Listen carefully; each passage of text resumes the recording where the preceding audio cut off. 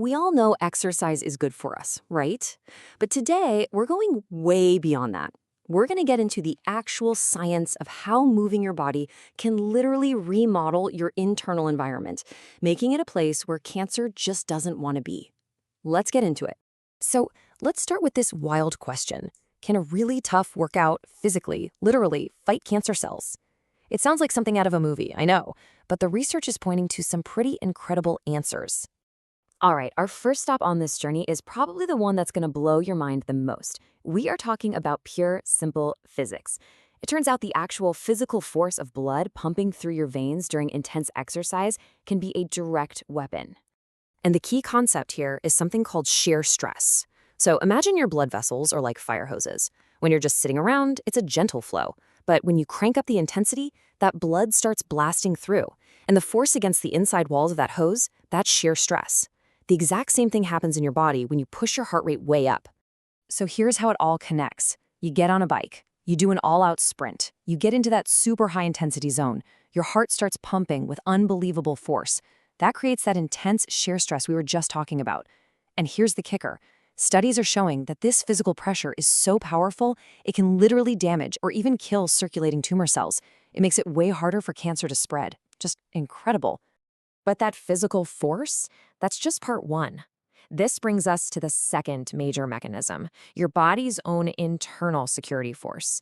You can think of exercise as the drill sergeant for your immune system, waking up and mobilizing your absolute best defenders. Every single time you exercise, you're essentially sending out these elite patrols. We're talking about your natural killer cells and your cytotoxic T cells. They get flushed out of places like your spleen and lymph nodes and sent all over your body. This massively increases surveillance, making them better at hunting down, getting into, and destroying malignant cells.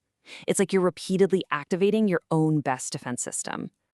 Okay, so we've got physical force and we've got an activated immune system. The third piece of this puzzle is the chemical environment inside your body, the metabolic signals that are either telling cancer cells go or stop. So look at this. It's like we're describing two totally different worlds inside the body. Without exercise, you can create a high-growth environment. You've got more insulin, more IGF-1, more chronic inflammation, and all of that can basically act like fertilizer for cancer. But when you exercise regularly, you change the whole message. You create a metabolic state that is just way less friendly to cancer, turning down all those growth signals. And you really can't talk about metabolism without talking about muscle. It is so much more than just for show.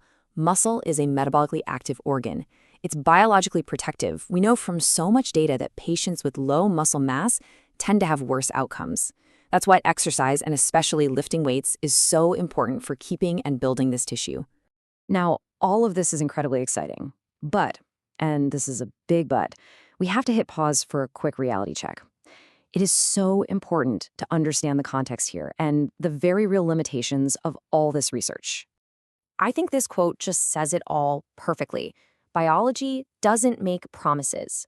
Exercise isn't some magic cure. It doesn't work that way.